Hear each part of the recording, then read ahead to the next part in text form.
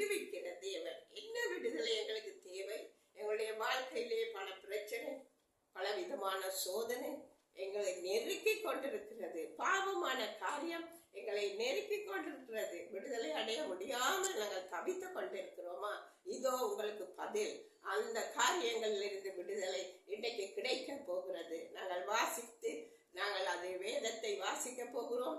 நீங்களும் வேதத்தை திறந்து வைத்து, பெருமையான பிள்ளைகளே, நீங்க வேதத்தை திறந்து வைத்து இந்த காரியங்களை பாருங்க. பார்த்து கர்த்தருடைய வசனத்தை கற்றுக்கொள்ளுங்க. நாங்க இப்பொழுது வாசிக்க போகிறோம் சங்கீதம் 72 சங்கீதம் 72 சங்கீதம். நாங்கள் 12 வசனம் 72:12 மூலமாக உங்களோடு கர்த்தர் பேசுகிறார். இந்த நேரத்தில் வாசிக்க கேட்போமா? கவனமாக கேளுங்கள். கூப்பிடுகிற எளியவனையும் உதவியற்ற சிறுமையானவனையும் அவர் விடுவிப்பார். ஆமென். கூப்பிடுகிற எளியவனையும் உதவியற்ற சிறுமையானவனையும் கர்த்தர் விடுவிக்கிறார் என்று பார்க்கிறோம். அவர் அந்த வசனம் நன்றாக தெளிவாக சொல்லுகிறது. கூப்பிடுகிற எளியவன் உதவியற்ற சிறுமையானவனையும் கர்த்தர் விடுவிக்கிறார் என்று பார்க்கிறோம். இது பேச்சளவில் அல்ல, இது அநேக காரியங்கள் மூலமாக இதை உங்களுக்கு நான் விளங்க வைக்கலாம். சொந்த அனுபவம், வேதத்தில் அநேகரை விடுவித்த அனுபவத்தின் மூலமாக நான் உங்களோடு இப்பொழுது பேசிக் கொண்டிருக்கிறேன்.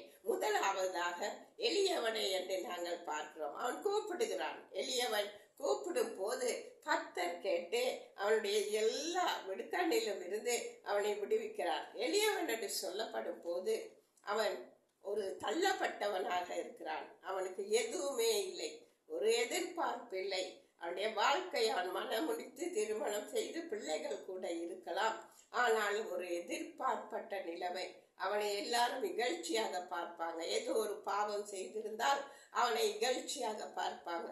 ஆலயத்தில் கூட அவனுக்கு இடம் இல்லை, பொதுமக்கள் மத்தியிலே இடம் இல்லை.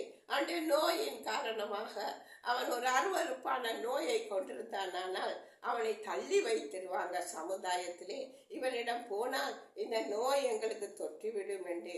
ஆனால் நம்பிக்கையற்ற அந்த எளியவன் கர்த்தரை நோக்கி கூப்பிடும் போது, படைத்தவரை ஒருவர் இருக்கிறார் என்று அவரை நோக்கி கூப்பிடும் போது அவர் விடுதலை கொடுக்கிற தெய்வமாக இருக்கிறார்.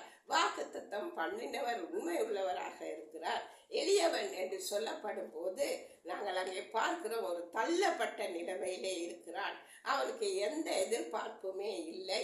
அவனுக்கு அடுத்த வேளை சாப்பாடு எப்படி கிடைக்குமோ தெரியாது. வழியிலே நாங்கள் பார்க்கிறோம், இறந்து மக்களிடம் கையேந்தி கெஞ்சி கொண்டிருக்கிற எளியவர்களை கூட ஆண்டவர் விடுதலையாக்கி இருக்கிறார். வேதத்திலே நாங்கள் அதை பார்க்கக்கூடியதாக இருக்கிறது. அடுத்ததாக நாங்கள் பார்க்க போகிறோம் சிறுமையானவன் என்று சொல்லப்பட்டிருக்கிறது. சிறுமையானவனையும் ஆண்டவர் ஜெபத்தை கேட்டு விடுதலையாக்குறார் என்கிறதை நாங்கள் பார்க்கக்கூடியதாக இருக்கிறது. சிறுமையானவன் என்று சொல்லப்படும் போது அவனுக்கு சில வேளை பணம் இருக்கலாம், அவன் ஒரு பணக்காரனாயிருக்கலாம், படித்தவனாயிருக்கலாம். எல்லா நிலைமையிலும் நல்ல நிலைமையாக இருந்தாலும் அவன் மனதிலே நிம்மதி இல்லை, அவனுக்கு தூக்கம் இல்லை இரவு முழுவதும். அவன் நல்ல செழிப்போடு வாழலாம், ஆனால் அவனுடைய வியாதி, அவனுடைய பிரச்சனை, அவனுடைய பிள்ளைகளின் பிரச்சனை, மனைவியின் பிரச்சனை, சத்துருக்கள், அவனுடைய பிஸ்னஸ்லே, அவன் வேலை செய்யும் இடத்திலே அவனுக்கு பலவிதமான நிகழ்ச்சிகள், அவனுக்கு ஒரு குறையும் இருக்காது. ஆனால் இந்த விதமான குறைகள் சிறுமையானவன் என்று சொல்லும் போது ஏதோ ஒரு காரணத்தினால் அவன் சிறுமைப்பட்டவனாக இருக்கிறான். அவனுக்கு எந்த எதிர்பார்ப்பும் இல்லை, எல்லாம் இருக்கிறது, மனதிலே நிம்மதி இல்லை. தூங்க போனால் இரவு முழுவதும் தூக்கம் இல்லாமல் அவதி உறுகிறான். வேலைக்கு போனால் வேலை செய்ய முடியாது, மனதிலே பலவிதமான காரியங்கள், பாவ காரியங்கள் அவனை ஏமாற்றி கொண்டிருக்கிறது.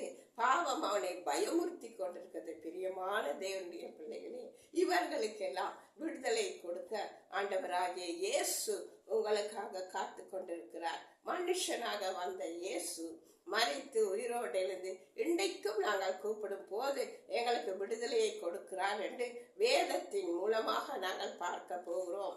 அங்கே நாங்கள் சங்கீதம் 34 சங்கீதத்திலே ஒரு மனுஷன் யார் என்று நாங்கள் பார்க்க போகிறோம். 34 சங்கீதம் 6 மூலமாக ஒரு மனுஷன், அவன் ஒரு ஏழை அல்ல, அவன் ஒரு ராஜா, ஒரு ராஜ்யத்தையே ஆளுகிறவன். அவன் என்ன சொல்லுகிறான் என்று நாங்கள் பார்ப்போம். இந்த ஏழை கூப்பிட்டான், கர்த்தர் கேட்டு அவனை அவன் இடுக்கண்களுக்கெல்லாம் நீங்களாக்கி ரட்சித்தார். ஆமென். அங்கே இதை சொல்லுகிறவர் ஒரு ஏழை அல்ல, ஆனால் தன்னை தாழ்த்துகிறார் ஏழையாக. அவர் ஏழையாக இருந்தார், ஆடுகளை மேய்த்து கொண்டிருந்தார். உங்களுக்கு தெரியும், அந்த நேரத்திலே ஒரு நாள் ஒரு பெரிய ராட்சதனான ஒரு மனுஷரை அவன் யுத்தத்திலே அவன் தனியாக போய் முகம் கொடுத்து எதிர்த்து அவன் வெற்றி பெற்றதினாலே அவன் அந்த இஸ்ரவேல் தேசத்துக்கு ராஜாவாக மாறினான். அங்கே அந்த நேரத்திலும் அவன் இந்த ஏழை கூப்பிட்டான், கர்த்தர் கேட்டு இடுக்கண்களுக்கெல்லாம் நீங்களாக்கி ரட்சித்தார் என்று. எவ்வளவு தாழ்மையாக அவன் சொல்லுகிறான். அவன் தன்னை ஒரு தாழ்மைப்படுத்துகிறான். ஒரு ராஜா